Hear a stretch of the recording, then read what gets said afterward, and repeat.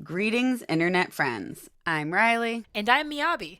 Welcome to Smokin' Science, the podcast brought to you by our team at Smokin'All, where two PhD scientists break down the facts of cannabis science and how you can apply it to your everyday life. Today's episode is all about topicals. Topicals refers to a way of using products and delivering active ingredients by putting them on your skin.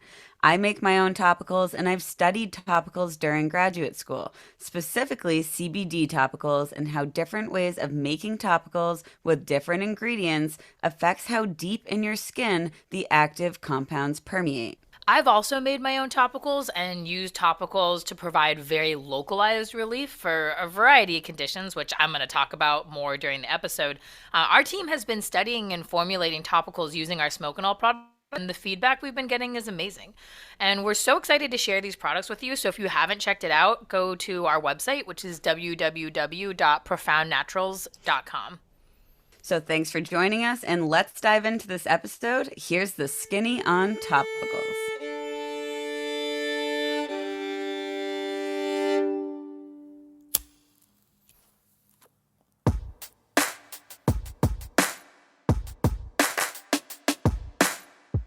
Welcome to Smokin' Science. Nothing but the facts about our favorite plant.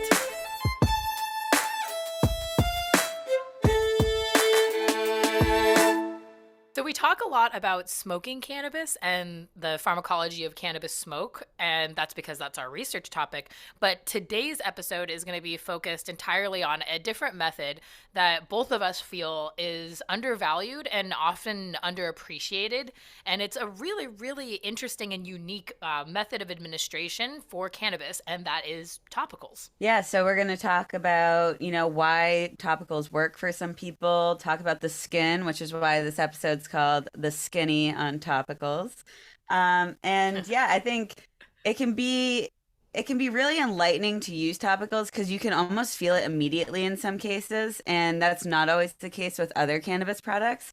So it's kind of like I always tell people if they don't really believe in natural products to use witch hazel if they have itchy skin. If you spray witch hazel on your skin, if you have like bug bites or some sort of other itch, you can immediately feel the relief from the itch. It just disappears, and it's almost like witchcraft. Here I'm specifically talking about the tannins found in witch hazel bark that are used as an anti-itch remedy. The fun fact here is that witch hazel does not mean witch as in witchcraft. The word is actually derived from a German word meaning pliant or bendable because the witch hazel branches were used to find underground water. Yeah, I feel like with witch hazel, that cooling effect that you can sense, and actually that's a challenge with cannabis topicals, is that you can't actually feel anything cooling or heating. It's not going to be like icy hot or like salumpas or anything. So there's not like an immediate effect unless like the topical has something added to it in terms of like an immediate cooling or heating effect. But you can feel a almost immediate relief from topicals, and it's because topicals, when they are applied, you're absorbing them directly through your skin, and you're adding all of those cannabinoids, all of those active molecules directly to a very, very localized area. Topicals essentially are anything that gets absorbed through the skin that you put on your skin. So like the most common topicals people know about are like acne medication or like retinol. Oh, great. Yeah, definitely. We should talk about what is a topical before we just dive into topicals. But yeah, it's something that you apply to your skin. So you can, as Miyabi's saying, like you can apply it to a specific area that you have some sort of issue with, and you can locally apply that medicine or those active ingredients right to that area. And the different compounds that you're adding have different chemistry. So some of them will go through your skin easier and some will go through more difficultly and kind of just sit on the top. Riley, you're going to like this one. Another topical that people are familiar with is sunscreen.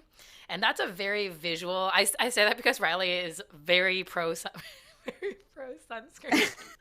I'm just like, I don't like getting burnt, and I get burnt so easily. So I usually try to just wear a lot of clothing when I'm outside to prevent sunburn.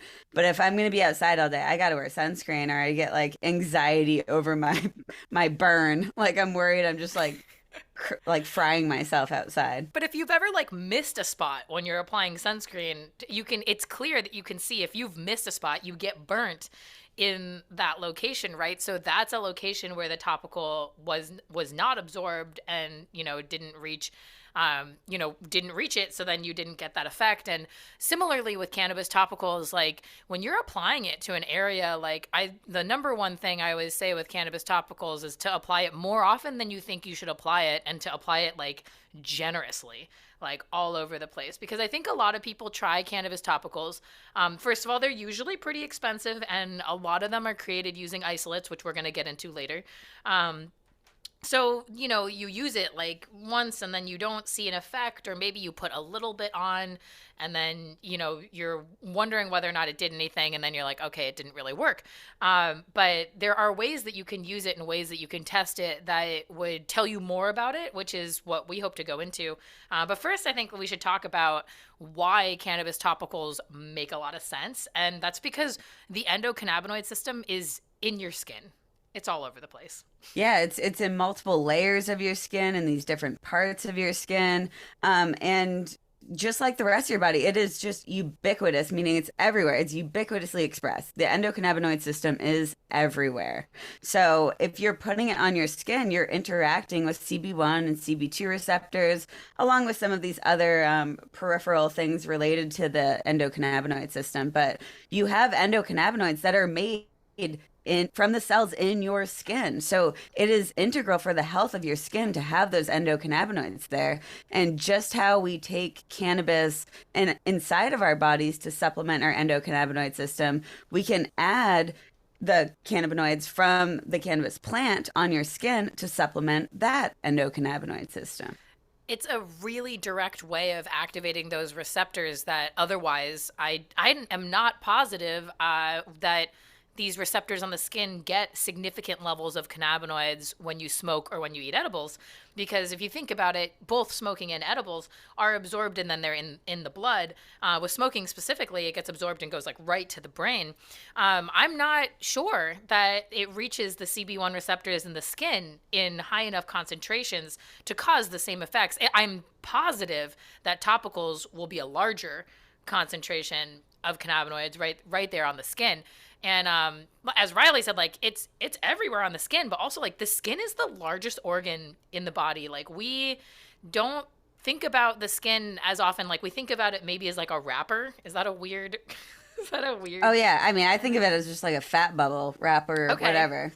Yeah. It's the protective layer between us and the outside. The skin is so important. Like our skin can say a lot about our health, right? And our skin's interaction with the environment and the universe, it makes a huge, huge difference. Like an example for a lot of the things that are like indicators of health with skin, like if you have eczema or if you have psoriasis or if you have shingles, all of these and other like related inflammatory disorders in the skin, they are affected by your mental health, and vice versa. They affect your mental health. So there's like this two-way street.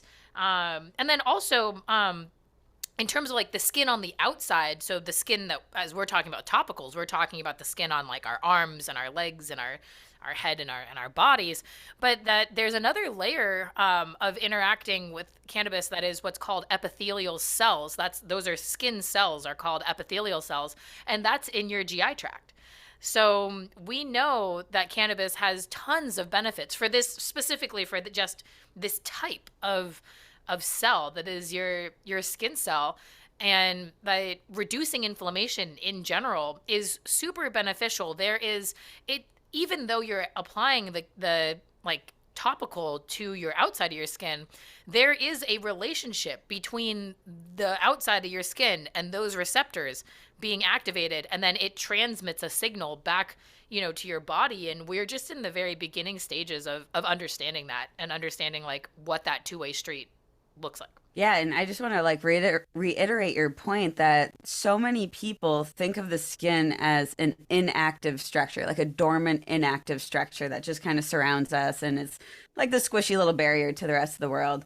But it is highly active in itself. I mean, the skin is the source of producing some hormones, and as we mentioned, endocannabinoids. It has its own immune system. It's our largest sensory organ. It's incredibly important for like protecting us in everyday life, and we can manipulate that in some ways by adding things externally. And I always say this when we talk about topicals, but the integrity of your skin also helps determine how well a topical is going to work. So if you never moisturize, or you have a lot of like lacerations, or you have cuts, or if you have some other skin disorder in some way, if you're adding topicals, if we remember, like the goal of the endocannabinoid system is to bring back balance. So for people who have different things going on in their skin, that bringing back balance might mean different things. If you have really itchy skin,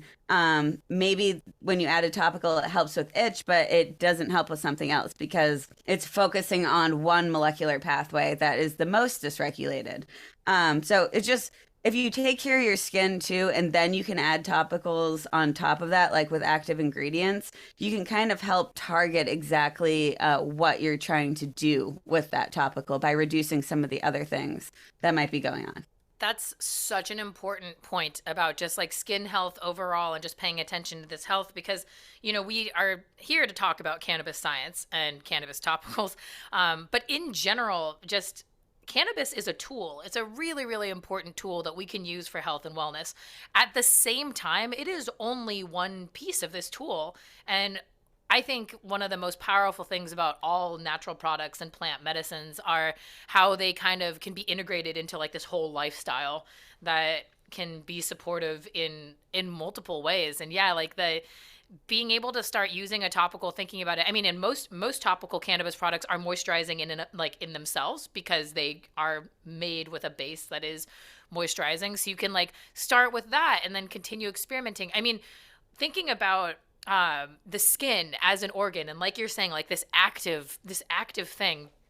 Um, you can tell when something is off with your body. The skin is one of the indicators. And for some people who are hypersensitive, like if you have a hypersensitive brain, you will also have hypersensitive skin. Like I am really sensitive to dyes and fragrances. Like they certain ones give me like severe allergic reactions. I'm also very sensitive to plant secondary metabolites, right? People who are allergic to grass, if you like touch grass or touching like I'm trying off the top of my head, like I'm like Siberian squill, which I'm not sure many people know what that looks like, but it's Siberian squill is this little blue star-shaped plant that I love. I think it's gorgeous. It's one of the first things to bloom in the spring, and I love it. But I probably shouldn't grow it in my garden, given how sensitive I am to whatever that plant is making. I haven't, there's not a lot of studies on what it makes. We know that it's poisonous, but we don't know like what exactly it is that I'm sensitive to. And that's something that's common with people. So, it's something to think about that if you have really sensitive skin, that by treating like with cannabis topicals, you can help to like reduce. You could think about it in the same way that it works in the brain. If you have highly sensitive skin, you're likely to have other sensitivities because this sensitivity has to do with it. Yes, it's the receptors in your skin. Those are the same receptors that are in your brain. And then they talk to one another. So if you're really, really sensitive in your skin and you're really, really sensitive in your brain, you could think about cannabis topicals in the same way that you think about using cannabis products to help with that sensitivity. Cannabis reduces a ton of like auditory hypersensitivity for me and like physical soft touch sensitivity in my brain through smoking and eating it. But topicals can help reduce that inflammation and sensitivity at the actual site of action because they're just those molecules pass right over. And as Riley mentioned, like the different molecules will absorb differently depending on your skin and different types. But like in general, cannabinoids absorb like fairly well over most fatty barriers. So it's in terms of like topicals being like, I've heard people just say that topicals are a complete what's the word I'm looking for, like a ripoff, and Yeah. I disagree. But that's from I disagree because I think that there's molecular mechanism behind it, and then I also have personally, benefited a ton from it, and also because we know that there are CB1 receptors in the skin everywhere. And we're kind of at a benefit with cannabis that most like active natural products aren't as fatty as the compounds in cannabis. So we're kind of at this advantage where when we apply them on our skin, I mentioned we are like a giant fat bubble because we're made of membranes, and all those membranes are made of fatty molecules. So we have a fatty molecule trying to get through fatty molecules, and that goes a lot easier because like dissolves like, right? Think of that same concept of a like molecule can go through membranes a lot easier than a molecule that is not fat loving. Maybe it has a lot of parts of the molecule that like water better than fat. So it's not going to go through those membranes as easily. And that's why often you see a lot of cannabis products formulated as creams, because creams or salves, both of these are formulated with like a fatty base. So if we have a fatty base and then we add in our active ingredient, which is cannabinoids, we have a fatty compound going into a fatty base, and it should just kind of go in pretty easily. Whereas if we had a more water loving compound, we might have to use something else to get that into the fatty base, or maybe we'd have to use a water base instead of a fatty base. So that would be a gel instead of a cream or a salve. So the gels are water based, and water like molecules will go into the gels a lot easier than the vice versa. And I think that when we're talking about getting them across these barriers, we also should mention that topicals in general don't penetrate deeper than the skin. So a question is like, do topicals make you feel high? I have qualitatively heard of some people specifically using huge amounts of topicals on areas of the body that have really like direct routes to the brain. So like your spinal cord, your neck. Like your neck and down your back and your spinal cord. I have heard people experience that absorption. Actually, Shango, who is a guest on our podcast, has said he's experienced it on his hands even. But this is using tons of really really concentrated stuff. If you want to check it out, I'm pretty sure we talked about it on Shango's podcast, which is called Shaping Fire and is another excellent cannabis education podcast. In general, topicals will not penetrate deeper than that skin level, and so they should not make you feel high or altered at all. Although perhaps you would feel more relaxed because you're activating these CB1 receptors in your skin. And there's tons of them. Like actually, literally everywhere you have a hair follicle, whether or not there's hair or not, like our bodies have tons of like little teeny hairs, right? Some of us have thicker hair than others, but every place on your skin that you have a hair follicle, which I don't know, it's like once every like millimeter or something. It's a lot.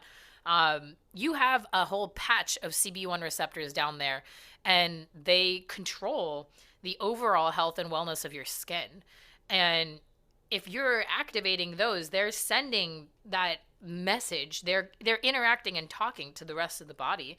And I certainly feel like topicals can have a huge effect for a number of reasons because of that, because of the skin having this secondary, messaging like system that goes through it. And then also because the skin is such a, when it's not comfortable, when you have a skin issue, it is an issue. I mean, that's why you don't like sunburns, I'm assuming. I don't get sunburnt. I guess I should be grateful of that. Yeah, and I do I don't know if any of the listeners have ever tried to make their own sunscreen, but I like to use my own sunscreen a lot too that's made with zinc oxide. Just because I don't know if anyone has read that sunscreen paper that came out that said like the majority of compounds, the small molecules in your sunscreen go to your bloodstream. Did you Oh, read that paper? I did not. We should link it. Yeah, it was by JAMA. It was JAMA, Journal of American Medical Association. So very good journal published that, and I was like, oh my gosh, that's kind of scary. So I do like to make my own, but um, I think the best thing you can do for like a sunburn is to just wear a lot of clothes, but then you get really hot. So, So that's really interesting because I'm allergic to most sunscreens, and they give me like a vitiligo type effect. It's a weird thing. My body gets all patchy when I use sunscreen, and like my body starts like rejecting making melanin. I don't know. I've never really like explored it a ton because we figured it out when I was younger, and then I was like, okay, I guess I just won't wear sunscreen. I'll wear zinc, um, or nothing. Um, yeah, and we won't get into this, but then there's the whole issue with the coral reefs because even like zinc oxide sunscreens still are harmful to coral reefs. So it's you got to find a good balance there. Or some people, a little bit of a sunburn is not harmful to you. It can be good actually, but chronic like bad sunburns are harmful to your skin. Because it's also a titration effect, right? Like in the beginning of the summer, like I should be in the sun. Actually, I got my first sunburn, although my wife Lane is like, you never get sunburns. So I think like in comparison to you and Lane Riley, like I'm sure it's not even close. But I've had my first discomfort of sun when I moved here to the East Coast. Because the first winter here was the first time that I like wasn't in the sun a ton. And then spring and summer came around and I was like, yay, and I was like out in the sun for like hours, not even thinking about it. And yeah, I got red and my skin felt hot. Like the skin like felt hot to the touch. It is so uncomfortable, like so uncomfortable to have a horrible sunburn. Like you can't sleep. Your body's like a little ball of fire, just like sitting in bed. And I've actually gotten some of my worst sunburns during the winter Oh, the because you're snow. like, because yeah, because you'll be like ice fishing or something, and then yeah, you have ice and snow, and the sun's just like reflecting off of it and hitting you, and then yeah, you have like a terrible sunburn on your face. It's like, Because whoa. it's almost like a tolerance effect when your skin makes melanin to like protect you from that. Because like I can get super dark, and if I do it in the right way, I'll never get a sunburn because I don't. I guess that is the reason why the body produces melanin is to like protect you from that. And anyways, we are like way off topic. Oh yeah, So, yeah. so we'll go. We'll stop talking about sunburns. Although we want to do an experiment. Actually, if any of our listeners want to participate in this experiment, please do. We are going to apply cannabis topicals and go out in the sun. And see, because cannabis has a bunch of beneficial effects. It has antimicrobial effects, which means that it like prevents or stops the growth of microbes, which are like yeast and mold and bacteria and stuff. So, and there's a lot of things in cannabis. So if you have a topical that's full spectrum or a topical that contains like, not made with isolate, it contains a lot of different things like homemade ones and stuff. There's a lot of stuff in there that has different benefits to the skin. Yeah, like antimicrobial effects. And Antioxidant that can definitely help with sunburns or just reactive compound or species in your skin. Although one little bone to pick about antioxidants, I see so many papers that are like, CBD is an excellent antioxidant or this compound is an excellent antioxidant. And I feel like that's pretty like it's relative because it really isn't an excellent antioxidant. It is an antioxidant. It has antioxidant potential, but it's not an excellent antioxidant. Like some of the vitamins, vitamin E, C, like those are excellent antioxidants. And it comes back to thinking about antioxidants like in this way that is pharmaceutical, where it's like, oh, yes, CBD is the antioxidant or whatever. And it's like, okay, yeah, but why not just talk about the whole plant as a whole, having like a big mixture of antioxidants present? This is like, it's similar to, it's just the mindset of pharmaceutical sciences, which both of us, come from. We're both formally trained in that. But, that mindset is that we should be taking these natural plants and products and finding like one thing in them that then we like treat the skin with. And like, this is something that we've talked about with why am I blanking on the names? Antibiotics. We've talked about this about antibiotics. You and I have talked about it a lot. I haven't taken an antibiotic since in a really long time because I've treated everything on my body that I have an open wound or a cut with natural antibiotic things. One of them being cannabis has antimicrobial activities.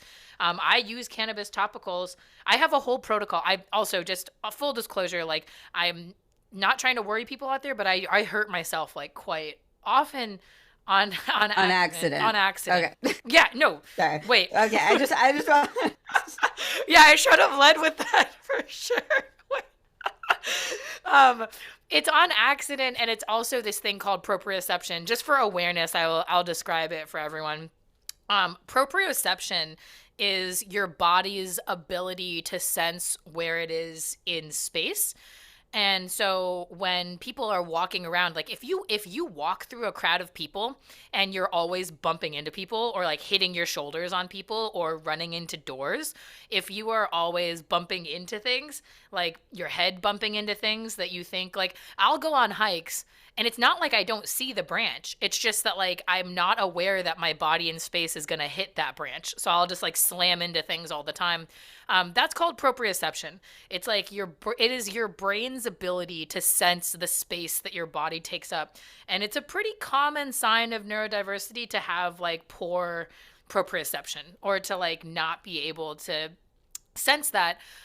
So that happens. So I have tons of bruises all the time that are unexplained because I'm just always running into things without thinking about it.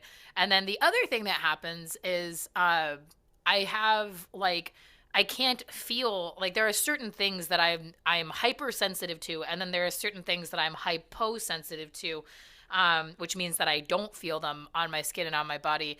And so I end up just like having random like burns are something that I've talked about like at length, right? Like, I don't feel heat the way that most people should. Like, I have like full blown like making cookies, like knelt with like all of my weight on an oven door and like not felt it.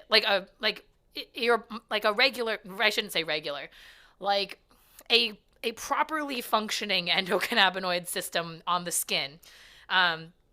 And or maybe not endocannabinoid, it could be TRPV, which is, part of the endocannabinoid system, will sense heat and like immediately reflexively like pull your body away from that heat. Like, you don't even think about it, you're just like, whoa, that's hot, and you like pull your hand away. I've never gotten a 1st-degree burn in my entire life because my body doesn't sense heat until it gets to the second layer of skin. And so like that happens, and I don't know where I was going with this. Oh, I was going that I use topicals on everything. I use cannabis I have a whole regimen for each type of thing that happens, like injury. And I mean, whether or not this is placebo, this is just like an N=1 experiment, but we'll go in, we should go into like every single one of them because there's a molecular mechanism for why it helps heal every single one of these things. And we know it's safe and effective for a lot of things. So if you're going to try something, I think trying a cannabis topical makes a ton of sense, regardless of what the skin issue is, because testing things on the skin is really hard. We don't have a lot of data for a lot of skin stuff, specifically because a lot of pharmaceuticals are not formulated for the skin, and that's not where a lot of research goes. It goes towards oral administration routes of medicine. So we don't usually explore the skin as a active way of administrating a compound. So then we don't explore it as that way, but we also have pretty limited ways of testing things on the skin too, of really understanding, because again, everyone's skin is different. So we usually start the drug discovery process. We're seeing, okay, could this be used as a supplement or a drug? We need to test this in what we call some in vitro assays. So in vitro meaning like in a test tube, in a laboratory, not in an animal, not in a human. So to do these tests, and I should actually preface this with saying I studied hemp topicals in graduate school, and I've done these tests, and they're pretty cool, but they're super limited on what information they give you. But there's really 2 that I have done, and the first one is called PAMPA. PAMPA is an acronym. It's the Parallel Artificial Membrane Permeability Assay. It's a mouthful, but essentially you have 2. Let's stick with PAMPA. Yeah, we'll stick with PAMPA. So you have two well plates that you have stacked on top of each other. And in between them, you have this little membrane. And the membrane is meant to simulate whatever membrane you're trying to show the test for. So you could have one for the skin, the gut, the brain, whatever. So I was doing this with the skin. Then you put your active ingredients on the top, and then you see after your assay is done or after your test is done, you look for those compounds if they could go through that membrane and if they're present in the bottom well. So then you would run that through some analytical tests and you could kind of see just high, medium, low, which of these compounds are highly permeable through that membrane, which ones are not permeable, etc. A huge limitation here is, again, the skin is really complex. We have active things that are helping things transport through there. We have things that are pushing things back out through the skin. We have receptors. We have other molecules present. And this is a synthetic membrane we're using in the lab. So it is super simplified and it's not a fantastic representation of how complex the skin is. Is it one layer?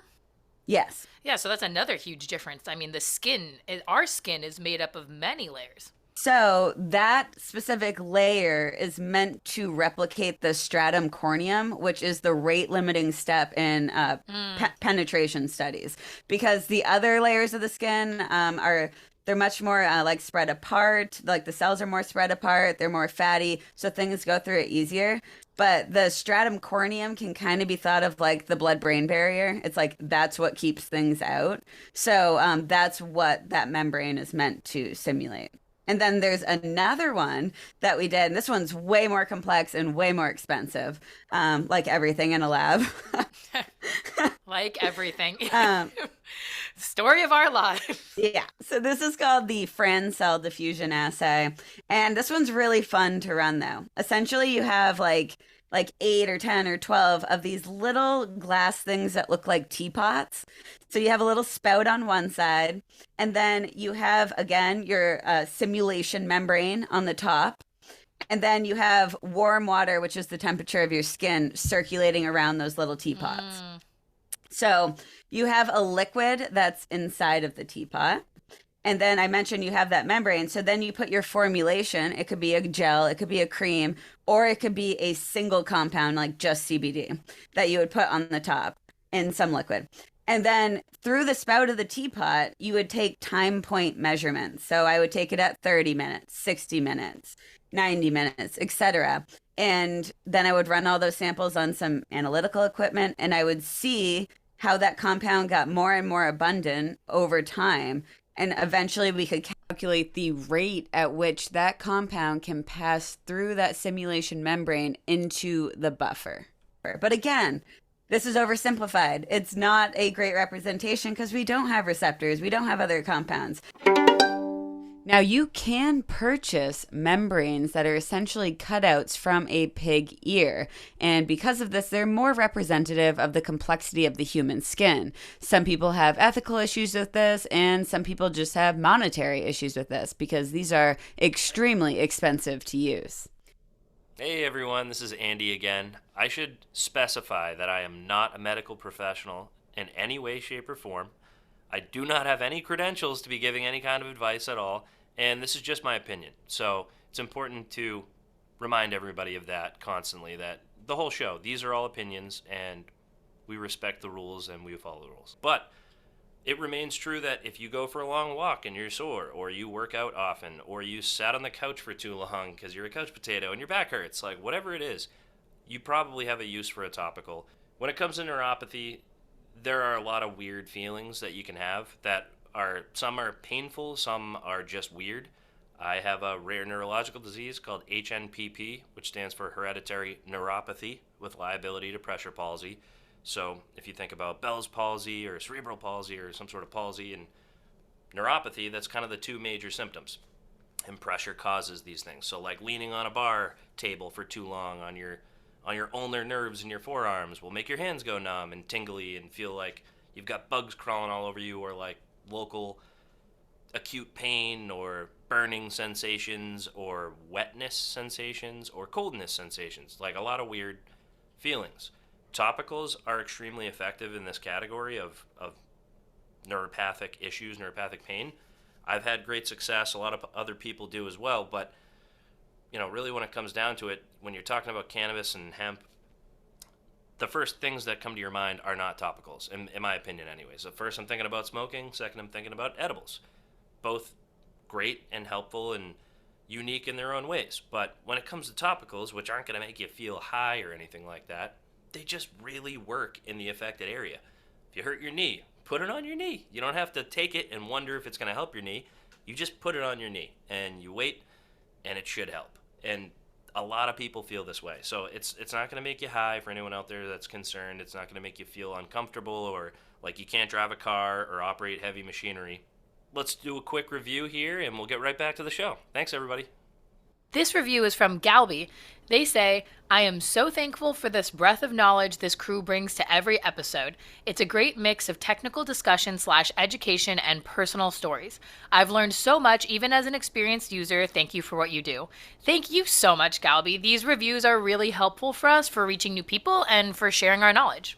Yeah, thank you so much for taking the time to write these reviews. We love to share them with each other at the company, and they seriously make our day. So now we'll hear a quick word from our company who sponsors this podcast, and then it'll be back to talking all about topicals. There are tons of products available, especially in hemp CBD, good ones and bad ones. Many products are made with only CBD, but we know that the plant has hundreds more compounds that have tons of value. And using our unique process, we create unique active ingredients not found in any other products. People have been saying that our products work better than other CBD products that they've tried in the past. Head to profoundnaturals.com to try them for yourself and feel the difference. All right, this section we're going to talk about ways that we have personally used topicals. These are just our stories. Everyone's bodies are different, so we're not making any claims at all. We're just talking about the theory behind this. Right, like both of us have used topicals and both of us experiment actually a lot on ourselves, and we like to derive the N of 1 / now N of 2 / N of 4 if you include our spouses, which we experiment on as well. So we're just experimenting on ourselves, and we are talking about what we believe is the molecular mechanism behind those things, because we think that it's worth talking about. And actually, in terms of the community, again, in terms of scientific research on topicals, Riley mentioned it earlier, there's not a lot. There is some stuff out there, but there's less than what is in the community in terms of people and their experiences. And we're just going to share our personal experiences having slathered topical all over our bodies. Actually, and that's such a good point. I know we were talking about this earlier, but topicals can also be a great way to use plants that maybe they have liver toxicity or kidney toxicity or something like that, but they have a lot of other benefits. You could still use them topically. And obviously, this is not for every plant. Some are actually very toxic and you should not be putting them on your skin. But some of the classic medicinal plants we've now found maybe have some sort of toxicity to a certain part of the body. But if you're using them topically, they can still have a lot of benefits without going through your bloodstream and actually being processed by every organ in your body. One example of one of these plants is comfrey, or Symphytum officinale. This plant has these alkaloid compounds that have been shown to help stop bleeding. However, when these alkaloids are processed by the liver, it does damage the liver, so it's not suggested that people take comfrey orally, but many people still use it topically. And there's examples of molecules that are used both topically and in the bloodstream. Specifically, one for inflammation and for pain is diclofenac. Diclofenac is a non-steroidal anti-inflammatory, and it's both a topical as a gel, and you can take it as a pill. So it exists. All of these combinations exist, both taking something orally, as a pill, or in cannabis as an edible, or putting it on topically. These are options, and we're just going to talk through some of the options for cannabis. And it has so many benefits because it's anti-inflammatory. Yep, anti-inflammatory. And there's also been some studies talking about how it is also anti-itch. So that's kind of why I brought up witch hazel in the beginning too, which is interesting because that's mostly mediated through TRPV channels. So you would think like maybe again we have another sort of hint at this kind of combination of TRPV channels and CB receptors and how they could be related in way more ways than we think. That's so fascinating because I've noticed that it helps with itching, with skin, with wound healing. So, personal story. This whole section's personal story, but here we go.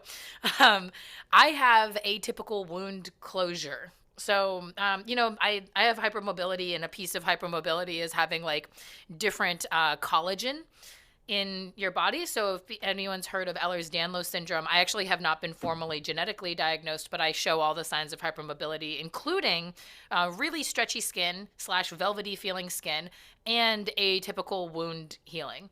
Because if you think about it, if your skin is a strange, more like gummy, stretchy consistency, it's different to heal that wound. And that's something that cannabis, with the itchiness, that I've noticed for sure, is that cannabis topicals, when again, one of my regimens, when I hurt myself on accident, accidentally hurting myself, quite often.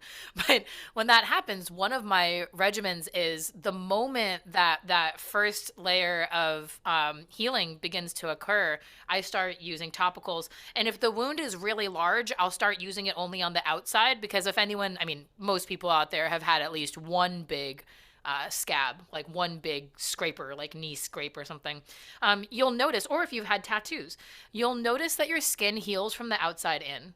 So your skin will heal, will start healing from the outer layers. And that's why when you get tattoos, having white open space is always nice to have the tattoo breathe. It looks nice, but in addition to looking nice, it helps it heal.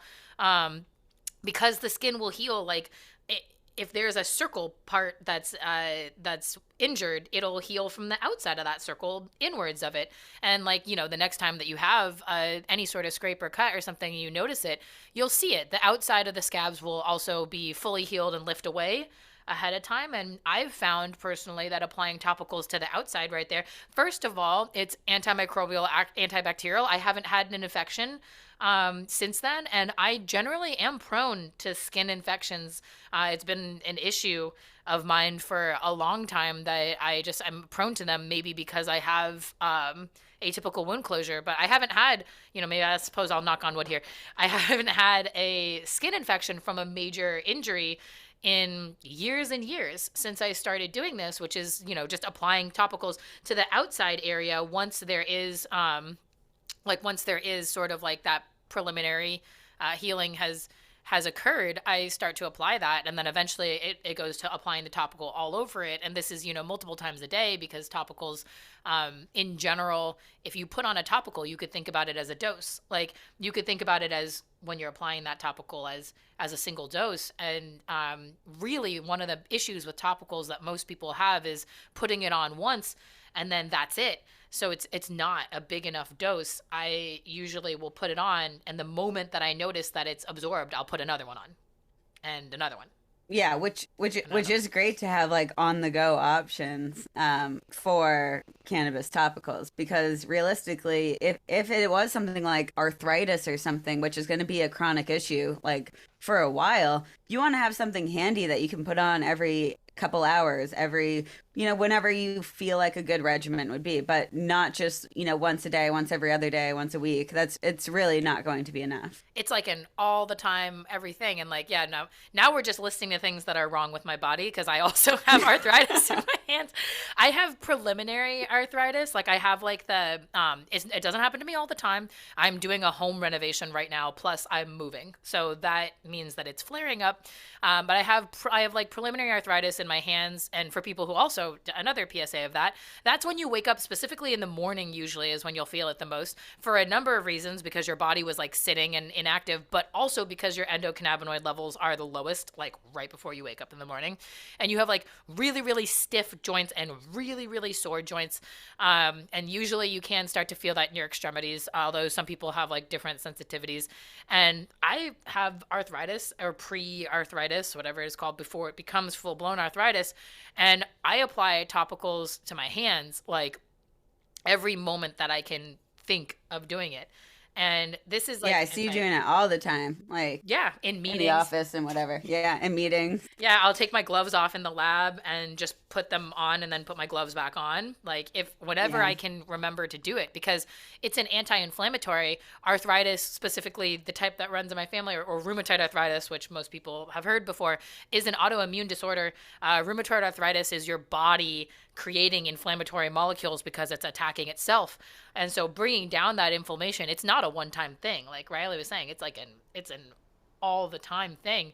And so, this applies for the other inflammatory conditions too, like psoriasis and eczema and shingles, it applies in the same way that inflammation doesn't just go away, and treating with an anti-inflammatory can be really, really helpful.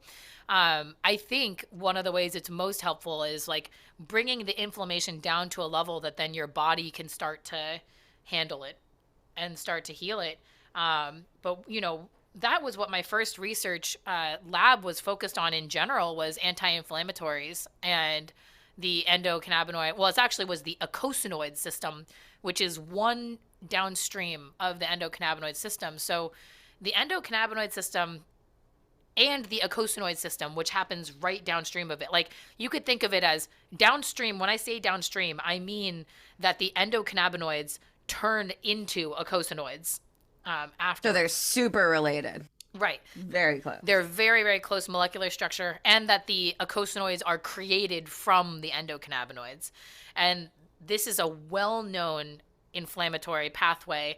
If you've ever taken Advil or Aleve, like you've activated this pathway. Most of the COX inhibitors, so that's like Celebrex, or I'm forgetting the name of the molecule, but it's for arthritis.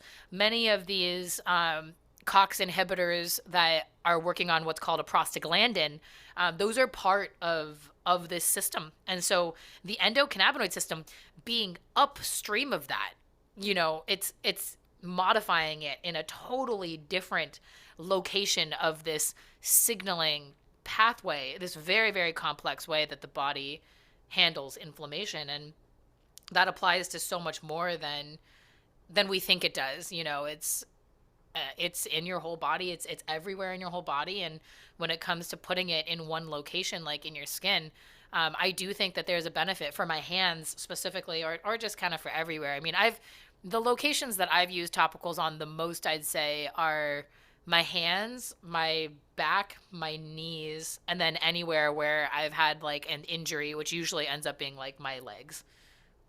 It's interesting you talk about the prostaglandins too, because the flavonoids in cannabis, canflavins, those have been shown to be incredibly potent inhibitors of prostaglandin E2, a lot stronger than a lot of the pharmaceutical medications that are also targeting that.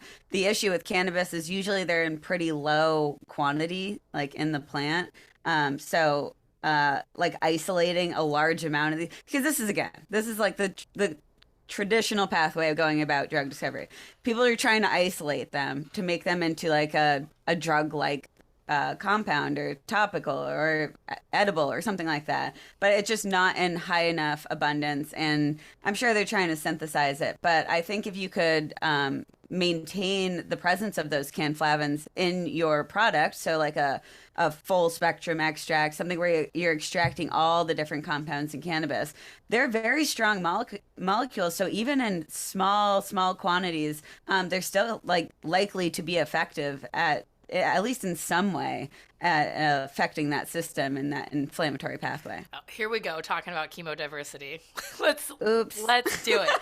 No, seriously, like yes, they're present in really, really small amounts in full spectrum extracts, but there's so many other things present at the same time that like, yeah, totally like what you're saying. We're gonna have them present in small amounts all the time. And then we're also going to have all of these other molecules present that do affect the system as well. They affect the receptors, the TRPV receptors, the CB1 receptors. They affect the endocannabinoid enzymes. And they are also likely to be inhibitors of the eicosanoid pathway because if the molecules are similar, if they look similar, it only makes sense that all of these similar like molecules are interacting in at least some sort of like way. And it's like at this point in science, like, and also for us and for our research, like we are not in a place where we can say like, oh, 100%, which also as scientists we would never say 100% anything. No. But like we're in a position where we don't have enough information to say that that would for sure like cause a synergistic effect for inflammation, or that would for sure cause like a mechanistic change that's significant enough, because we don't know. But I think that I would say it in my mind that the theory is sound enough that it's likely. Also related but not, if we ever do figure out this like molecular mechanism synergy pathways, I want to be on a magic school bus, like different kind of show where we go into a body and we look at the endocannabinoid system. I think that would be really cool. Oh my gosh, we should definitely reach out to like an animator or something and be Right? like, make us little like cartoon That would character be things. so Or cool. oh my god, what would be crazy? This is like another crazy thing. Also, Riley and I were like, we should make a movie. Like, it would be so cool to do a like a museum exhibit Oh, yes. where you walk through it, and you What do like they can call it? It's see not interactive. What's the one when you're like submersive? Is that what it's called? Immersive. immersive. Yeah. Immersive inside it. Yeah, let's do an immersive experience. Oh my gosh, that would be so cool. Get a bunch of cool artists to do different parts, to be like, get like some glass blowers. Oh, Oh, that would be make like so really cool. cool like Macrophages out of glass. oh, and then like and then have like a mixture between like light artists like with the different lighting, so that you can like change the lighting up to make it look like, you know how changing lighting makes everything look Oh, crazy cool totally. sometimes. That Like, would be so cool. oh man, but lighting would have to be to your standard. I'm I'll willing to let be the person to set those standards. Yeah, for those of you who don't know, Riley is very sensitive to specific lighting. Yeah, I mean, I remember during quarantine, I was with my partner's parents in their like living or their kitchen area, and they had this one light that was like super bright and right above your head. And I was like trying to be nice, but then I was like, all right, I feel like I'm being interrogated. Like this is horrible. Like, and I just lit like two candles and shut off all the lights, and they're like, okay. And I'm like, sorry, it just kills the vibe when you have a like extremely bright fluorescent light in your face. It's terrible. AKA light sensitivity. I actually Yeah, I actually recently replaced the light bulbs in my house, so you'll be appreciative of that. I can't With wait. like amber dim. Yeah, I know it was bad. I'm aware. Like it was like this We is have a lot of lamps because lamps are just like the perfect like corner light where it's like not above your head, but it's still giving that luminescence. Perfect. yeah. You need like some light, Yes, yeah. but that's about it. That's another thing that's an interesting hypersensitivity that correlates, is that, and something that I also know about you, Riley, is that light sensitivity and smell sensitivity go along with headache sensitivity in general. Yeah, um so I get a ton of headaches. I've always got a lot of headaches. It's definitely gotten better since I started using cannabis like in a more regular regimen. But I often get these just like headaches in my temple area that just kind of linger for a very long time. Sometimes I don't even notice them because I get them a lot. So it's just like, and then after a while, as it starts getting bad, I'm like, oh my God, that's actually terrible. But this kind of leads into a new way that I've been using topicals that I actually never talked to anyone who's done this, although I'm sure a bunch of people do this. Um, I was actually in a meeting with Miyabi and Andy, and I had a topical stick next to me. And I had this little bit of a lingering headache, so I just took it and I put it on my temples and just like massaged it in for a second. So just side note, when you massage it in, you're like creating heat and like a little bit of friction, so it's actually like helping to Blood put, flow. yeah, blood flow. So you're kind of helping to facilitate those molecules to penetrate the skin or at least get like absorbed. Um, and it was the most insane thing. It was a minute later and I didn't have a headache. And I was just kind of mind blown. I didn't say anything because that was a one time N of one situation where I was like, whoa, did that actually just work? But I just recently did it again and it worked again. So I was just mind blown that this was actually working to get rid of these headaches that I get like all the time that are always in that temple area. And it's kind of a game changer for me. Like I'm going to be doing this all the time now. And even in like a preventative way, I'm going to start just putting some on my temples to help prevent a headache from coming. Yeah, like just like working it into your morning routine, just being like in the morning. Also, it is just good in the morning, in general, depending if you clench your jaws and stuff at night, which like a lot of people grind your teeth or clench your jaws. There is an artery called the temporal artery, and it goes from like underneath your ear behind your jaw, like up your neck, and then it'll go up there, and then it'll go to your temples, and then like to your brain and stuff. But like it's also just it's great to like do mobile like every morning. Also one of my friends is like a vocal coach, etc., which is talking a lot about like the health of like your neck, skin, jaw, and like integrity of all that, and that it's good practice just to massage out your jaw area in general, like every morning, like increasing blood flow and all of that. But that absolutely, like, it makes sense in molecular mechanism for you to put cannabinoids on that artery. So the temporal artery is like it's a big artery that's like right there, and it delivers blood all the way up to this area in your brain and on your temples. And it makes sense that if you were to deliver cannabinoids right there, that they're anti-inflammatory. They're also what's called a vasodilator. Cannabinoids make your blood vessels expand. That's why you get red eyes, and it's And why you also might feel like you're going to pass out sometimes after you and if use cannabis. yeah. And if you are prone to passing out and having low blood pressure in general too, like if you're prone to that, like it's something to be careful about. But another thing you should look into is that if you're prone to low blood pressure, if you drink water, you should probably always have salt in it, or drink water that has like some form of like electrolytes in it, because like low blood pressure can be helped by like increasing like blood volume. And for cannabis, like I've certainly had times where it lowered my blood pressure and I went to stand up and I was like, wow, like I may be grayed out. You get like the Oh yeah.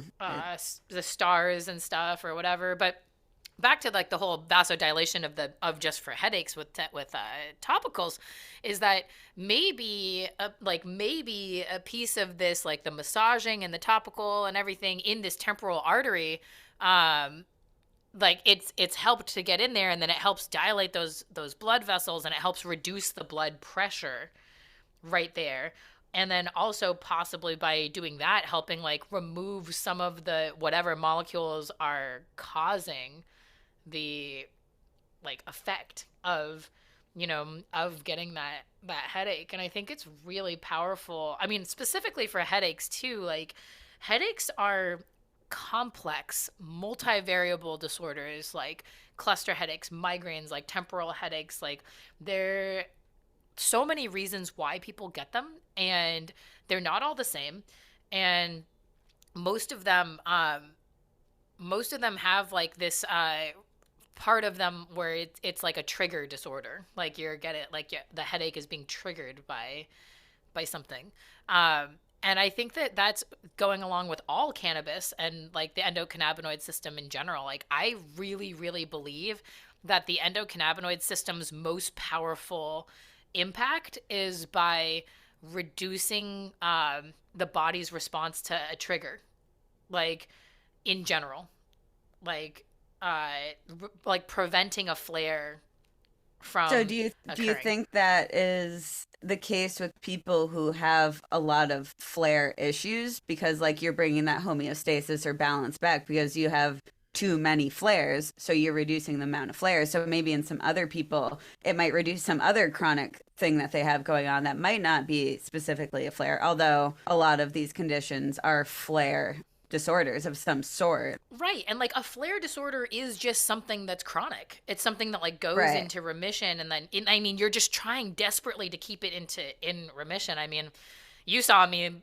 a few like, half a year ago, like there was one flare that then caused like the other flares, like mental health, GI, chronic pain issues, because when your body gets that dysregulation, it feeds into like a loop of responding, and like it's really complicated because like yeah, and with headaches too, like it's not always the same trigger. And for people who have any type of chronic issue, like I'm talking like chronic GI issues like Crohn's or IBS, or just chronic or like GERD, chronic pain of any sort, arthritis, tendonitis, like hypermobility type issues, chronic mental health issues, any of these neurological issues, headaches are certainly pain.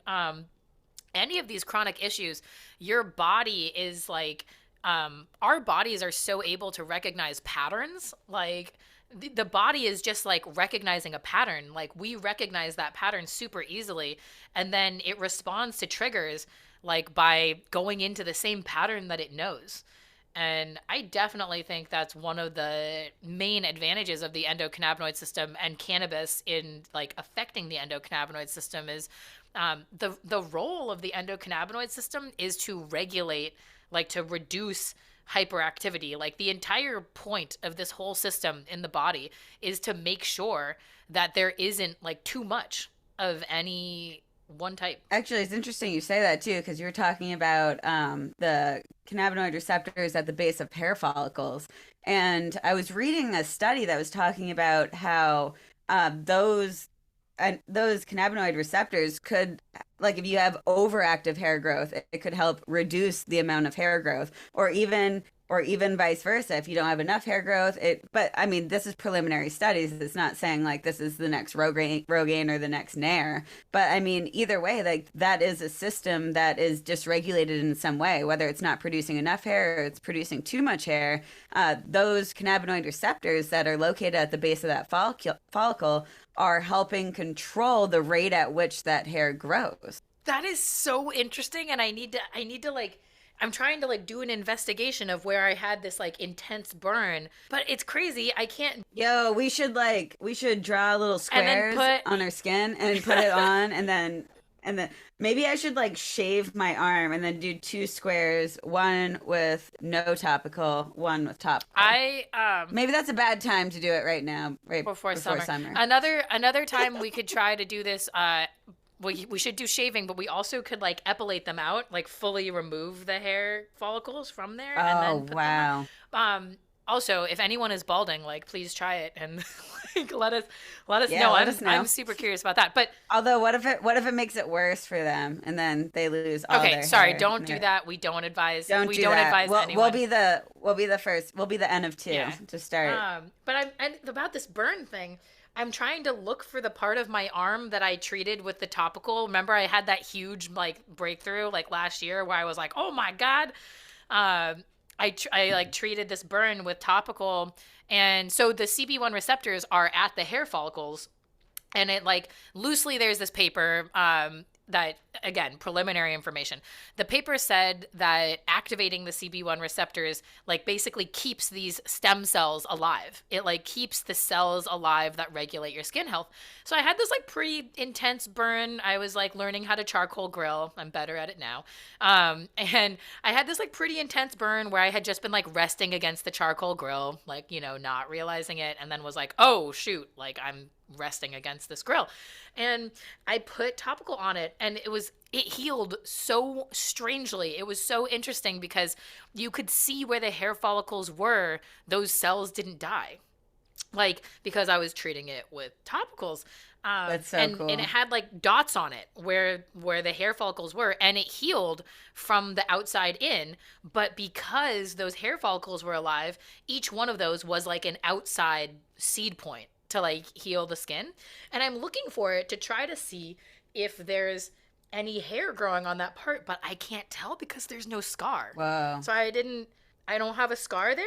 And I didn't realize because there used to be a scar there when I first, actually, you know what? It might be right here. Is that a scar? I can't tell. Honestly, I can't tell. And then I did a control experiment, which is like, also, these are things that are happened to me on accident. And so like, that's what's happening. I was again grilling with the charcoal grill, and I was resting the spatula against my arm with, or not the spatula, but yeah, the spatula. I accidentally like was resting the spatula against my arm and didn't realize it, and the spatula was hot. So it was like a smaller thing. And then I was like thinking this happened right after the other charcoal grill incident happened, and I was like, oh, in this one I won't put the topical on it, and we'll see. And I do have a scar from that one, and it was much smaller, and there's definitely still hair growing there, but it was, it was much smaller, and I guess it was on a different point of my arm, so like, Still this is like, interesting. yeah, I mean, these are all, again, like, these are things that like should still be investigated, like cannabis and the effect that cannabis has on the skin, especially like anti-inflammatory stuff. Like, we live such inflammatory lives. Like, there's no other way around it. Like, our society and the way that we live and the amount of stress that we do I was and going to how we say eat. stress and food. Yeah, we're on the same page. Just constant. Even the fact that most of us sit all day long, that's pretty terrible for your body as well. And like, we are not meant to be that way evolutionarily. And so we live really pro-inflammatory lives. Like, a lot of us have a lot of systemic inflammation, and the skin being this like giant way to modify that inflammation. I mean, I think it's incredible, and it's like something that we should definitely explore. And certainly for people who have not just disorders of the skin or joints or anything like localized, but anything that, you know, I think it's worth trying. Because again, like, these are not harmful molecules. We know that they do absorb. And we also have heard, I mean, I've heard qualitatively from, I mean, when I first started doing TikTok, one of my first videos was on topicals. And someone responded back to me and was like, I always thought that this was like bunk science, but because I listened to saw your video on it, and then like I did a live where I was explaining like, hey, like, use them often and a lot. And like, also another thing, after showering is a great time to put on lotions or topicals. Your body is warm. Oh, also, just speaking of like TikTok videos about topicals, because we both made TikTok videos about topicals, but we I made this like mini series on how anything's a topical, and I think that like blew a lot of people's minds. If you already have a CBD product, you can add that to a lotion that you have at home, or you can directly add it to your skin, and you're still going to get a lot of the benefits of that product. So just because it's a tincture that is made for like under your tongue or added to a drink or food doesn't mean that it has to be used that way. Like, those have the active ingredients. They are safe for you to use. So you can just put them, either mix very quickly in a lotion you already have, like an Aveeno lotion or something else, and just add it to your skin, or add it directly. And then another thing, Miyabi was talking about hypersensitivity to things on your skin. If you are worried that you aren't going to react well to a topical, instead of putting it on your whole body the first time, just take a little bit and just put a drop on your skin, like maybe on the underside of your forearm, and just put a little bit of there and just see what happens. Just wait a half an hour, make sure that it's going to react well. And if it reacts well on that little patch, just like a little patch test, then you can add it to other parts of your body. But you don't want to be in a situation where you have a bunch of product all over your body and it's difficult to get off and you're having some sort of inflammatory episode.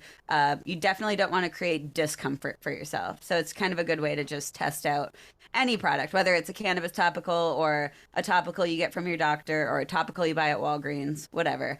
It's good to do a little patch test for sensitive skin. That's such a good point, because another thing to bring up about sensitive skin and topicals is that like a lot of these things have a lot of stuff in them.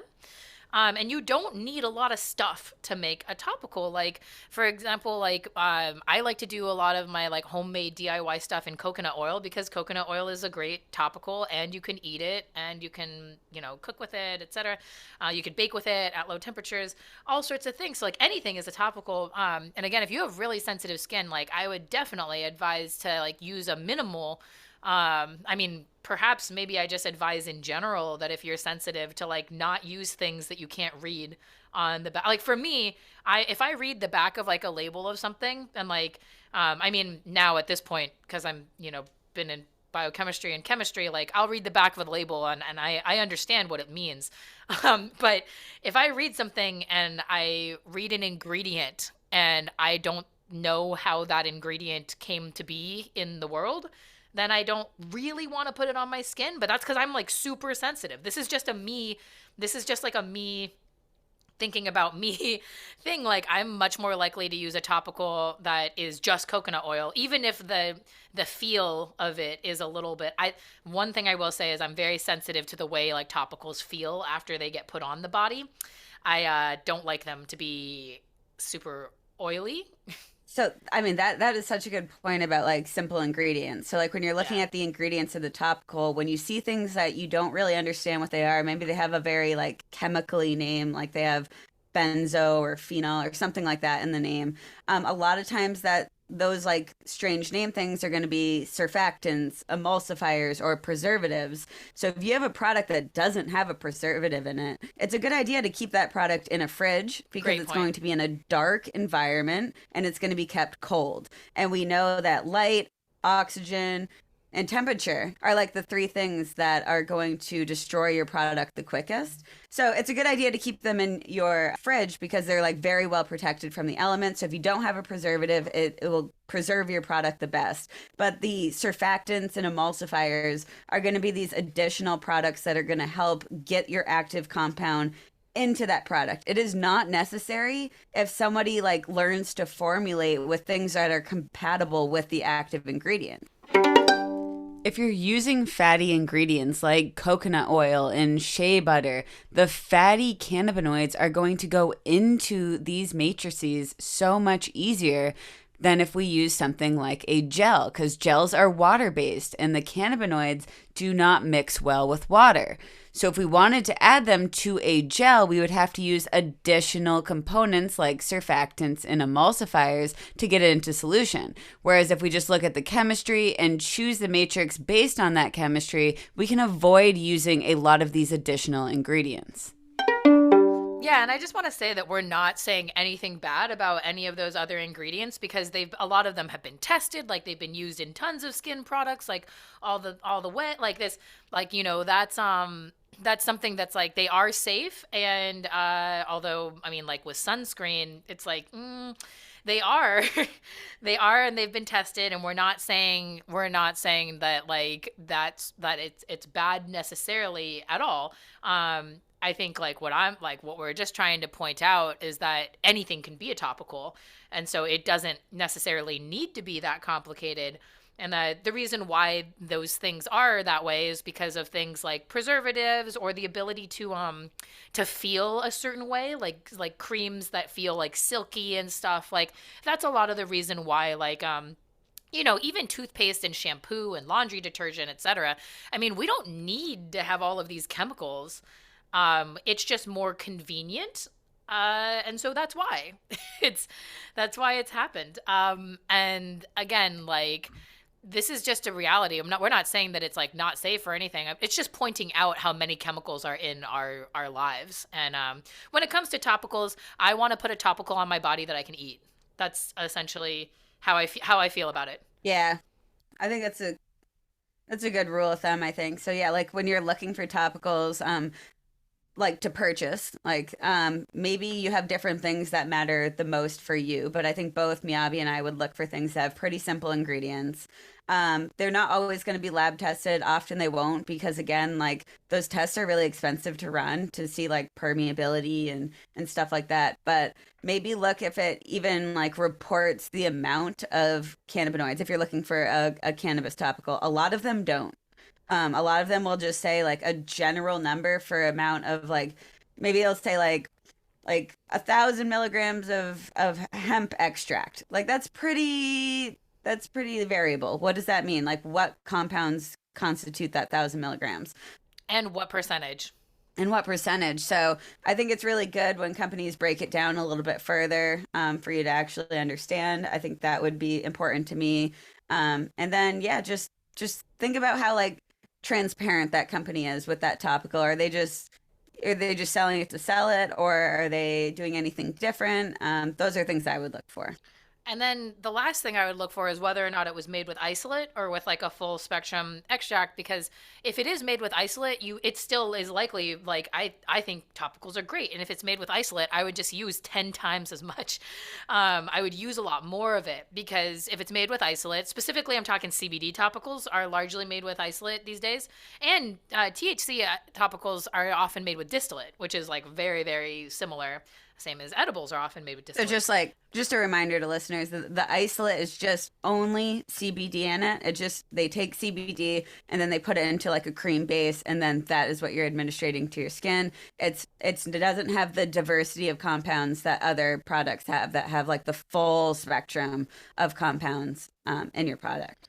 And as we were just talking about earlier with the skin and how complicated the skin is and how complicated all of these different receptors that are interacting with one another are, that is something that, like, for us, like in terms of talking about chemodiversity, this is one of the advantages that comes with natural products that are not present in isolated formulations. Not that they aren't beneficial, they certainly are and can be beneficial. They're just like a little bit different. So those are just things that I think are important. And then again, like the last thing about topicals, to like if you're wanting to give topicals a try, like please think about when you put it on as a dose. And like Riley mentioned, it's good to know how much as well, right? Because in general, I think when you're taking like any sort of like topical product, that for me, like in general for me, what I've thought of as like a minimum to deliver is something along the lines of like 10 to 20 milligrams in a topical. And that's just from my personal experience, and everyone is going to be different. But depending on that topical, on what they tell me how much is in there, that's how I know how much I need to use, because I don't feel an effect until I get to that. So I recently, had like a massage oil, and in that massage oil, it turns out that I needed to use like a quarter of the bottle. And that's okay. I just have to know that. I have to like apply the quarter of the bottle, hopefully in the course of like a day.